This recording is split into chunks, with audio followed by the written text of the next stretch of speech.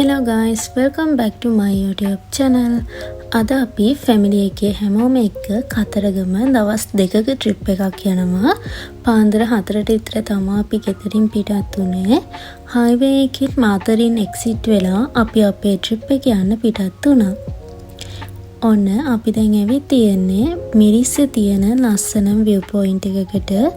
ඔයාලට පේන මැති මෙතන මාරම ලස්සනයි. අපි මෙතනට ගියේ උදේ නිසාද කොහෙද වැඩි සෙනගක් හිටියේ නෑ.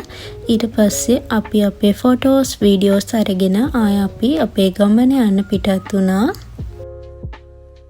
අපේ second place එක විදිහට අපි විහෙරහේන පන්සලට තමා ගියේ. මේ පන්සලට මම පොඩි කාලේ ආවට පස්සේ තෙරණ කාලයක ආපු first time තමා. අපි ඊළඟට ගියේ මාතර නිල්වැල්ලේ තියෙන ලස්සන place එකකට. මේ තමා Blue Beach Island. මොහොතේ මට වුණු පුංචි දූපතක් තමා මෙතන තියෙන්නේ. අපි ඒ දූපතට නම් ගියේ නැහැ. ඒත් මෙතනට ගොඩක් කට්ටිය කැම්පින් වලට එහෙම එනවා. මෙතන මාරම ලස්සනයි. ඔයාලත් ඇවිල්ලා බලන්න. අපි නාලා අපේ ලන්ච් එක එහෙම අරගෙන දාගෙන තිබ්බ ලොකේෂන් එකට ආය යන්න පිටත් වුණා.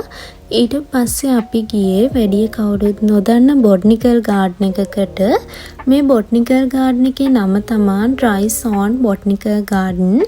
මේක මිරිජ්ජවිල හම්බන්තොට ප්‍රදේශයේ තමා තියෙන්නේ. අක්කර 300ක් විතර තියෙන ලොකුම ලොකු බොටනිකල් ගාඩන් එකක්.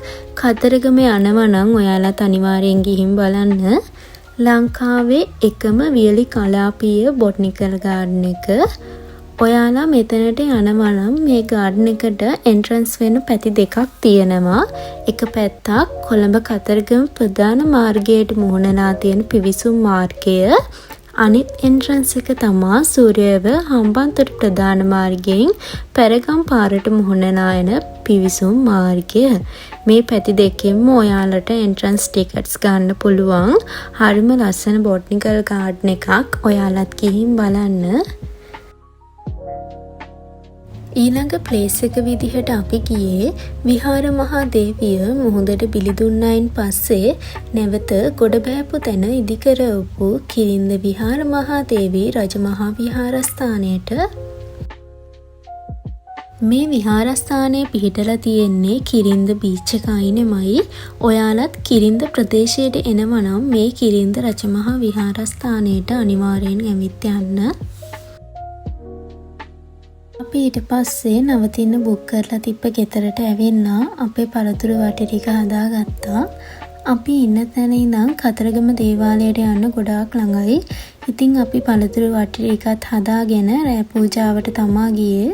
අපි ගිය දවසේ වැඩි සෙනගක් හිටියේ නැහැ.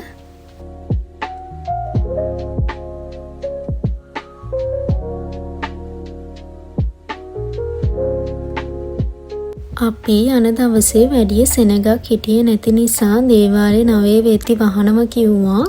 ඒ නිසා අපි ඉස්සෙල්ලාම දේවාලයට ගිහින් පළතුරු වටි ටිකත් පූජා කරලා කිරිවෙහෙරට ආවා. කිරිවෙහෙරට ඇවිත් මල් පහන් පූජා කරලා ආය අපි නවතින තැනටම ගියා. ඔන්න ඉතින් ට්‍රිප් එකේ දෙවනි දවසත් පටන් ගත්තා. ඉතින් අපි දෙවනි දවසේ උදෙන්ම ආවේ සෙල්ල කතරගමට. සෙල්ල කතරගම කියන්නේ මගේ නම් ආසම තැනක්. මම කතරගම පොඩි කාලේ ආවට පස්සේ මට තේරෙන වයසේදී ආපු ෆස්ට් ටයිම්. ඉතින් මං ගොඩක් ආසාවෙන් තමයි සෙල්ල කතරගමට එන්න හිටියේ.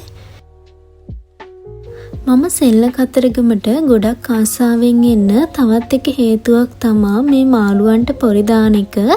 ඒක නම් මනස රිලැක්ස් වෙන ගොඩක් හොඳ වැඩක්.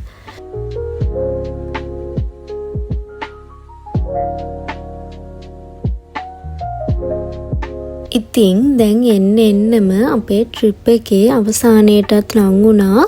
අපි ප්ලෑන් කරගත්ත විදිහට අන්තිම ප්ලේස් එක රිදීකම සෆාරි පාක් එකට තමා අපි ගියේ. එන්ට්‍රන්ස් එකෙන් ටිකට්ස් අරගෙන අපි එතනින් වාහනයක් සිලෙක්ට් කරගත්තා. ඔයාලට මෙතනදී ඔප්ෂන්ස් දෙකක් තියෙනවා. එකක් එයාලගේ පබ්ලික් බස් එකක් තියෙනවා. ඒකේ යන්න පුළුවන්.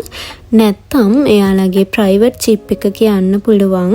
ඉතින් අපේ කට්ටිය ටික දෙනෙක් කිය නිසා එයාලගේ ප්‍රයිවට් චිප් එකක තමයි අපි ගියේ.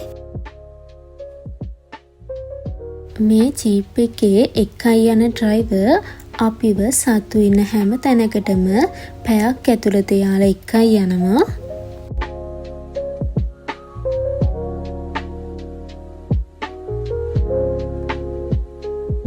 මේ විදිහට තමා අපේ දවස් දෙකක කතරගම ට්‍රිප් එක අවසන් වුණේ.